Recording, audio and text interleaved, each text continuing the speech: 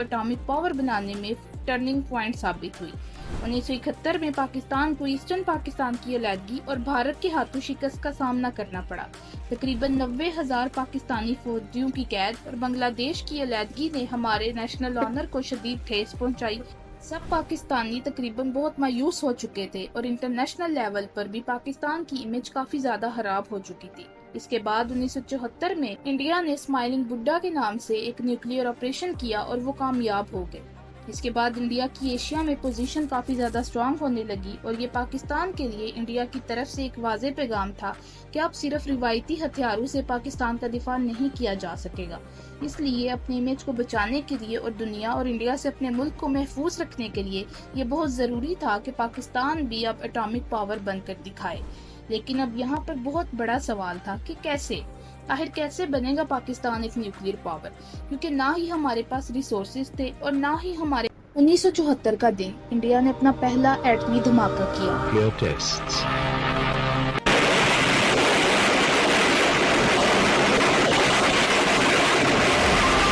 पूरे जनूबी एशिया में खतरे की घंटियां बज उठी। पाकिस्तान जो पहले ही दुश्मनों से घिरा हुआ था, एक फैसलाकुन मोड़ पर खड़ा था। इसी वक्त एक पाकिस्तानी साइंटिस्ट जो हॉलैंड में एक आरामदेह जिंदगी गुजार रहे थे, टीवी पर ये न्यूज सुनते ही जैसे तड़प उठे। उन्होंने अपनी बेगम से कहा, मुझे वापस जाना है, अपने वतन को बचाना है। उनकी बीवी हैरान रह गई और पूछा कि आप अपना सब कुछ छोड़ जाओगे? जिसके जवाब में उस मुहिब्बे वतन ने कहा कि अगर हमने खुद को ना बचाया तो तारीख हमें कभी भी माफ नहीं करेगी। यही वो लम्हा था जब डॉक्टर अब्दुल कदीर खान ने अपनी जिंदगी की सबसे बड़ी जंग शुरू, एक खामोश जंग जिसके हथियार थे कलम, इल्म और जज्बा। वो पाकिस्तान आए और खामोशी से काम शुरू कर दिया। दिन रात की मेहनत, हजारों चैलेंजेस, नेशनल और इंटरनेशनल रुकावटें और प्रेशर, मगर वो ना ही झुके और ना रुके। हर लम्हा वो एक ही सोच में गुम रहते थे कि एक दिन पाकिस्तान को कोई मैली आंख से देखने की जुर्रत नहीं करेगा।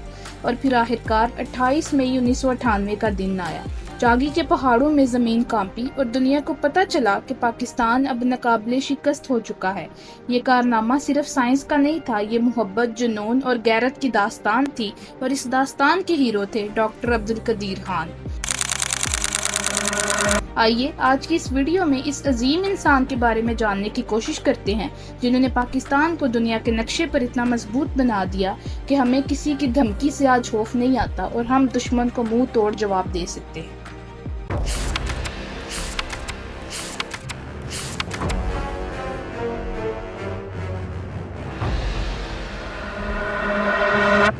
यकम अप्रैल 1936 को भोपाल में पैदा हुए। भोपाल बरतानवी हिंदुस्तान में एक उर्दू बोलने वाले पश्तून खानदान में पैदा हुए। उनके वालिद का नाम अब्दुल गफूर था जो कि एक स्कूल टीचर थे, जबकि इनकी वालदा जुलेहा एक मजहबी घराने से ताल्लुक रखती थी। 1947 में सब कॉन्टिनेंट की तकसीम के बाद इनके खानदान के कई अफराद पाकिस्तान हिजरत कर गए और 1952 में वो खुद भी सिंध मेल ट्रेन के जरिए पाकिस्तान मुंतकिल हो गए, जहाँ उन्होंने कराची में रिहाइश इख्तियार की। कराची में उन्होंने डीजे साइंस कॉलेज में तालीम हासिल की और बाद में कराची के ही एक कॉलेज से 1960 में फिजिक्स में बीएससी की डिग्री हासिल की।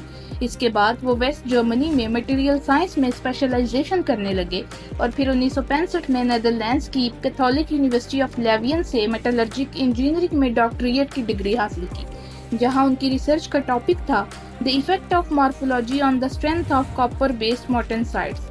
और बाद में यही रिसर्च पाकिस्तान को एटॉमिक पावर बनाने में टर्निंग पॉइंट साबित हुई। 1971 में पाकिस्तान को ईस्टर्न पाकिस्तान की अलहदगी और भारत के हाथों शिकस्त का सामना करना पड़ा। तकरीबन 90,000 पाकिस्तानी फौजियों की कैद और बांग्लादेश की अलहदगी ने हमारे नेशनल ऑनर को शदीद ठेस पहुंचाई। सब पाकिस्तानी तकरीबन बहुत मायूस हो चुके थे और इंटरनेशनल लेवल पर भी पाकिस्तान की इमेज काफी ज्यादा खराब हो चुकी थी। इसके बाद 1974 में इंडिया ने स्माइलिंग बुड्ढा के नाम से एक न्यूक्लियर ऑपरेशन किया और वो कामयाब हो गए। इसके बाद इंडिया की एशिया में पोजीशन काफी ज्यादा स्ट्रांग होने लगी और ये पाकिस्तान के लिए इंडिया की तरफ से एक वाज़ेह पैगाम था कि अब सिर्फ रिवायती हथियारों से पाकिस्तान का दिफा नहीं किया जा सकेगा। इसलिए अपनी इमेज को बचाने के लिए और दुनिया और इंडिया से अपने मुल्क को महफूज रखने के लिए ये बहुत जरूरी था कि पाकिस्तान भी अब एटॉमिक पावर बनकर दिखाए। लेकिन अब यहाँ पर बहुत बड़ा सवाल था कि آخر کیسے بنے گا پاکستان ایک نیوکلیر پاور، کیونکہ نہ ہی ہمارے پاس ریسورسز تھے اور نہ ہی ہمارے پاس کوئی فارمولا تھا جس سے ایٹم بم بنایا جا سکے۔ پاکستان نے 1956 میں پاکستان اٹامک الیکٹرک کمیشن پیک قائم کیا، جس کا مقصد پرامن مقاصد کے لیے اٹامک الیکٹریسٹی کا حصول تھا۔ 1962 میں امریکہ نے ایٹمز فار پیس پروگرام کے تحت پاکستان کو پہلا اٹامک ایکسپیریمنٹل ری ایکٹر دیا۔ 1971 کی جنگ اور انڈیا کے اٹامک پاور بننے کے بعد ذوالفقار علی بھٹو نے 1972 میں ملتان میں سائنٹسٹ کی ایک کانفرنس بلائی، جس میں ایٹم بم بنانے کا فیصلہ کیا گیا اور اس پروجیکٹ کو پروجیکٹ 706 کا نام دیا گیا۔ لیکن یہاں پر ایک بہت بڑا مسئلہ تھا کہ آخر یہ سب ہوگا کیسے، کیونکہ جو ایٹم بم بنتا ہے وہ دو قسم کے مٹیریل سے بنتا ہے، ایک ہے پلوٹونیم اور دوسرا ہے یورینیم۔ پلوٹونیم ایک مہنگا مٹیریل ہے جبکہ یورینیم قدرے سستا مٹیریل ہے۔ ذوالفقار علی بھٹو نے سائنٹسٹ کے ساتھ میں پلوٹونیم کو کانفرنس میں یوز کرنے کا فیصلہ کیا۔ اگست 1974 ڈاکٹر عبدالقدیر خان، جو اس وقت نیدرلینڈز کی یورینکو کمپنی میں کام کر رہے تھے، جب انہیں اس پروجیکٹ 706 کا پتہ چلا تو انہوں نے بھٹو صاحب کو خط لکھا، جس میں انہوں نے لکھا کہ پلوٹونیم کی بجائے یورینیم کے ذریعے بم بنانا زیادہ سیف اور فائدہ مند ہے، اس لیے پلوٹونیم کی بجائے یورینیم کو یوز کیا جائے اور وہ خود بھی اس میں پاکستان کی مدد کر سکتے ہیں۔ لیکن یہاں پر ایک یہ سوال اٹھتا ہے کہ آخر ڈاکٹر عبدالقدیر خان نے پلوٹونیم کی بجائے یورینیم کو یوز کرنے کا کیوں کہا؟ بیسیکلی اس کی کچھ ریزنز ہیں۔ سب سے پہلے یہ کہ پلوٹونیم حاصل کرنے کے لیے ری ایکٹرز کی پروسیسنگ پلانٹس اور انتہائی کمپلیکس ٹیکنالوجی ریکوائرڈ تھی، جو کہ اس وقت پاکستان کے پاس موجود نہیں تھی، اور نہ ہی پاکستان کسی دوسرے ملک سے اسے لے سکتا تھا، کیونکہ اس وقت پاکستان پر کچھ عالمی پابندیاں عائد تھیں۔ ڈاکٹر عبدالقدیر خان نیدرلینڈ میں یورینکو کمپنی میں کام کر رہے تھے، جو یورینیم کی انریچمنٹ کی کمپنی تھی، اور انہیں اس لیے اس شعبے میں پرسنل ایکسپیرینس بھی تھا، so basically he choosed what he knew best. Plutonium کے لیے جس قسم کے ری ایکٹرز اور پلانٹس ریکوائرڈ ہوتے ہیں وہ سیٹلائٹ سے آسانی سے نظر آ جاتے ہیں اور انہیں سیکرٹ رکھنا مشکل ہو جاتا ہے، جبکہ یورینیم کی پروسیسنگ کا عمل چھوٹے لیول پر اور خفیہ انداز سے کرنا پاسبل تھا۔ پاکستان میں یورینیم قدرتی طور پر موجود تھا، اسپیسیفکلی بلوچستان میں، جبکہ پلوٹونیم کے لیے یورینیم 238 کو ری ایکٹرز میں پروسیس کرنا پڑتا ہے، جو کہ پاکستان کے لیے اس وقت پاسبل نہیں تھا۔ یورینیم انریچمنٹ کا نیٹ ورک نہ ہی زیادہ کمپلیکس تھا اور نہ ہی مشکل، اسے دنیا کی انٹیلیجنس ایجنسیز سے بچانا قدرے آسان تھا، جبکہ پلوٹونیم پر بیسڈ پروسیسنگ اور پروسیجر میں عالمی ایجنسیز کی انوالومنٹ کے چانسز زیادہ تھے۔ سو ڈاکٹر عبدالقدیر خان نے وہ راستہ چنا جو ٹیکنیکل وے میں پاسبل، سیکیورٹی کے لحاظ سے سیف اور ریسورسز کے لحاظ سے ایکسیسیبل تھا۔ یہی وجہ ہے کہ پاکستان نے اٹامک بم کا مشن سکسیسفل بنا لیا۔ اگر ہم اپنے پوائنٹ پر واپس آئیں تو ڈاکٹر عبدالقدیر خان نے خط میں ان ریزنز کو ایکسپلین کیا تو ذوالفقار علی بھٹو نے ان کی اس تجویز کو قبول کر لیا اور انہیں پاکستان آنے کی دعوت دی۔ دسمبر 1975 میں ڈاکٹر عبدالقدیر خان واپس آئے پاکستان اور انہوں نے پیک کے ساتھ مل کر کام کرنے کی کوشش کی اٹامک پروجیکٹ 706 پر، مگر لیکن زیادہ دیر نبھا نہ ہونے کی وجہ سے انہوں نے پیک سے علیحدہ ایک ادارہ بنانے کی اجازت مانگی، جو کہ انہیں دے دی گئی۔ مارچ 1976 میں انجینئرنگ ریسرچ لیبارٹریز قائم کی گئیں، جو بعد میں خان ریسرچ لیبارٹریز کہلائیں۔ یہ لیبارٹریز راولپنڈی کے ایک سیکرٹ مہام کوہوٹا میں قائم کی گئی۔ 1981 تک تقریباً 6 سال بعد آخرکار پاکستان نے کامیابی سے لو انریچڈ یورینیم تیار کیا۔ 1983 میں پاکستان نے اپنا پہلا ٹیسٹ کیا، جس کا مطلب تھا کہ بم کا ڈیزائن مکمل ہو چکا تھا مگر بغیر دھماکے کے۔ 1984 میں پاکستان نیوکلیر ویپن بنانے کی مکمل صلاحیت حاصل کر چکا تھا، بس اب انتظار تھا تو صحیح موقع کا۔ 11 اور 13 مئی 1998 بھارت نے راجستھان کے یوکھڑان میں 5 اٹامک آپریشنز کیے، جن کے جواب میں 28 مئی 1998 کو پاکستان نے بلوچستان کے چاگی کے پہاڑوں میں 5 ایٹمی دھماکے کیے، جسے چاگی 1 کا نام دیا گیا۔ یہ دن پاکستان کی تاریخ میں یوم تکبیر کہلاتا ہے۔ 30 مئی 1998 کو پاکستان نے چھٹا اٹامک آپریشن کیا، جسے نام دیا گیا چاگی 2، جس کے بعد پاکستان پر فوری طور پر امریکہ، جاپان اور یورپ سمیت کئی ممالک نے اقتصادی پابندیاں عائد کر دیں، جبکہ چائنا، سعودی عربیہ اور دیگر کچھ ممالک نے پاکستان کی حمایت کی۔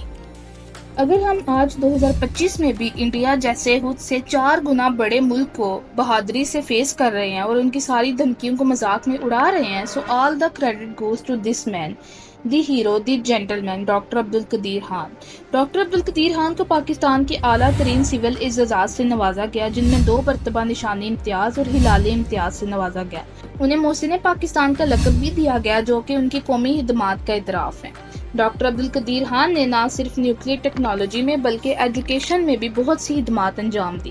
انہوں نے غلام اسحاق خان انسٹیٹیوٹ اور ہمدرد یونیورسٹی میں پڑھایا۔ انہوں نے کراچی میں Abdul Qadeer Khan institute of technology and genetic engineering قائم کیا۔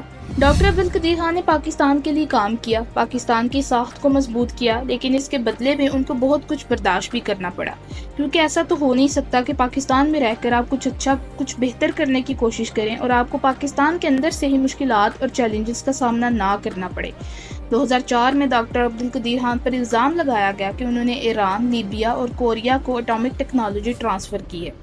4 فروری 2004 کو انہوں نے نیشنل ٹی وی پر قوم سے معافی مانگی اور ان الزامات کی ذمہ داری قبول کی، جو شاید انہوں نے کبھی کیے ہی نہیں تھے۔ انہوں نے کہا کہ یہ سب انہوں نے گورنمنٹ کی پرمیشن کے بغیر کیا تھا، جس کا اعتراف انہوں نے اپنے اس بیان میں دیا۔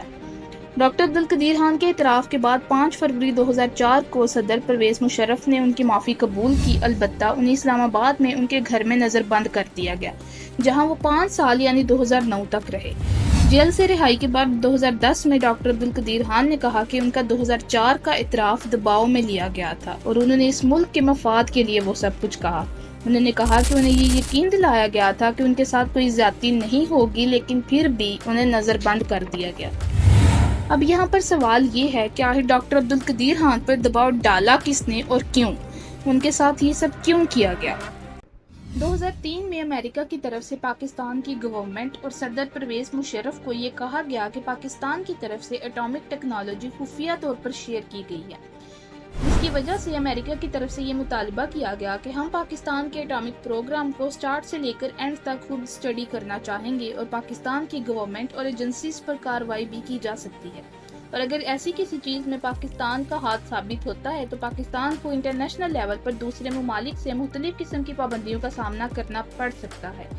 اب اس سارے معاملے کے بعد پاکستان کو یہ خدشہ لگ گیا کہ اگر امریکہ نے ایسا کیا تو ہم پکڑے جائیں گے، کیونکہ جو بھی ڈیٹا شیئر کیا گیا تھا دوسرے ممالک کے ساتھ اور جو ٹیکنالوجی انہیں بھیجی گئی تھی، جو مشینری انہیں بھیجی گئی تھی، اس میں پاکستان کی گورنمنٹ اور ایجنسیز برابر کی شریک تھی۔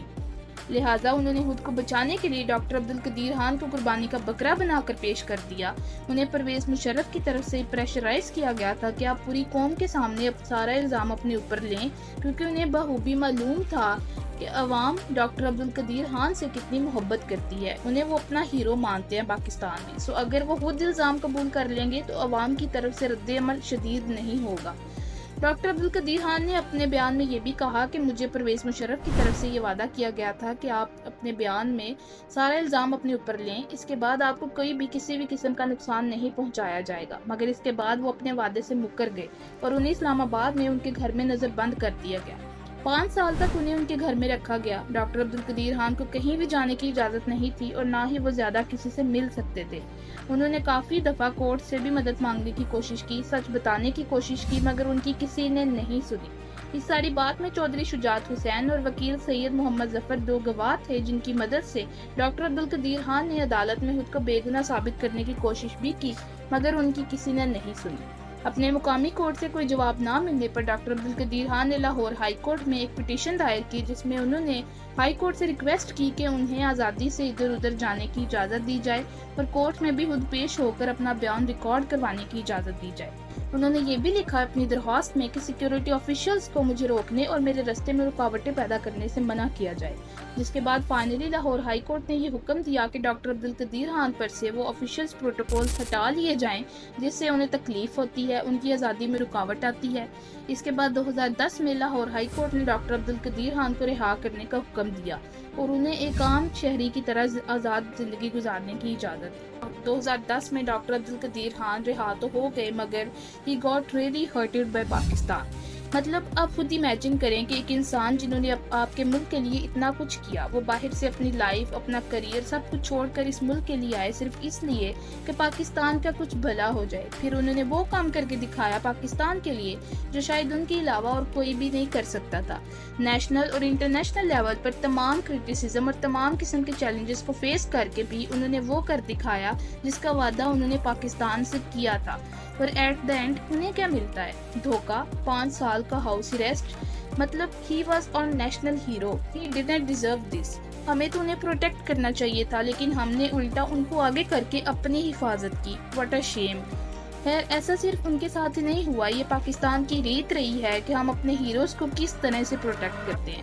یہ ساری دنیا کے دیکھا ہوا ہے، اتنے سال گزرنے کے بعد آج بھی وہی ریت چل رہی ہے، اور شاید فیوچر میں آگے بھی ایسا ہی رہے گا، کیونکہ جب تک سسٹم نہیں بدلے گا، ہم ایز اے نیشن اپنا بیہیویئر نہیں بدلیں گے تو کچھ بھی نہیں بدل سکتا۔ خیر، اگست 2021 میں ڈاکٹر عبدالقدیر خان کو انہی کی بنائی ہوئی خان ریسرچ لیبارٹریز ہاسپٹل میں ایڈمٹ کیا گیا، جہاں ان کا کووڈ-19 کا ٹیسٹ پازیٹیو آیا۔ تقریباً 2 مہینے ایڈمٹ رہنے کے بعد 10 اکتوبر 2021 85 سال کی عمر میں وہ وفات پا گئے۔ گورنمنٹ کی طرف سے اسلام آباد میں فیصل مسجد میں ان کے اسٹیٹ فیونرل کا انتظام کیا گیا، اور ان کو نیشنل آنر کے ساتھ اسلام آباد میں قبرستان H8 میں سپرد حق کر دیا گیا۔ ڈاکٹر عبدالقدیر خان کے پیچھے 2 بیٹیاں ہیں۔ ان کی بڑی بیٹی کا نام ڈاکٹر حنا خان، جبکہ چھوٹی بیٹی کا نام عائشہ خان ہے۔ ڈاکٹر حنا خان اپنے پروفیشن میں ایک ڈاکٹر ہیں۔ اپنے والد کے گزرنے کے بعد انہوں نے بھی پبلکلی یہ چیز کہی کہ میرے والد کو وہ عزت و احترام نہیں دیا گیا جو کہ وہ ڈیزرو کرتے تھے۔ ڈاکٹر عبدالقدیر خان نہ شہرت کے خواہشمند تھے نہ دولت کے، صرف ایک خواب تھا ان کا، ایک آزاد، خود مختار اور مضبوط پاکستان۔ وہ خواب تو پورا ہو گیا، مگر افسوس، جس انسان نے ہمیں فخر دیا، ہمارے ملک کو ایک پہچان دی، انہیں زندگی میں اکیلا چھوڑ دیا گیا۔ نہ وہ عزت ملی، نہ وہ مقام جو کہ ان کا حق تھا۔ ڈاکٹر عبدالقدیر خان خود چلے گئے، مگر ان کی قربانی، ان کی محنت اور ان کا خواب آج بھی زندہ ہے۔ ہم انہیں بھول سکتے ہیں؟ نہیں، کیونکہ جو قوم اپنے محسنوں کو بھول جائے وہ اپنی پہچان کھو دیتی ہے۔ خیر، ڈاکٹر عبدالقدیر خان کے بارے میں آپ کیا رائے رکھتے ہیں؟ کمنٹ سیکشن میں ضرور بتائیے گا۔ اگر ویڈیو انفارمیٹیو لگی ہو تو چینل کو سبسکرائب کر لیں۔ ملتے ہیں نیکسٹ ویڈیو میں، اب تک کے لیے اتنا ہی، تب تک کے لیے اللہ حافظ۔